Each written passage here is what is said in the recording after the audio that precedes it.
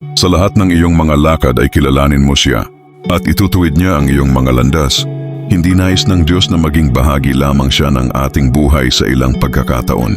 Inaanyayahan niya tayo na papasukin siya sa bawat aspeto ng ating buhay.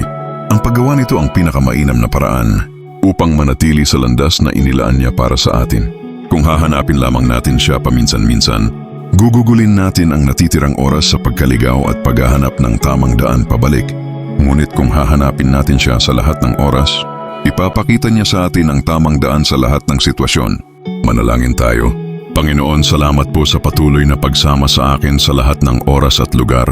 Inaamin ko po na hindi ko palaging hinahanap ang iyong gabay, ngunit patuloy mo pa rin akong ginagabayan pabalik sa iyo. Panginoon, pero inimbitahan kita ngayon na gabayan ang lahat ng aking ginagawa at hinihiling ko po na ipakita mo sa akin ang tamang daan, anuman ang landas na iyong inilaan. Sa pangalan ni Jesus, Amen.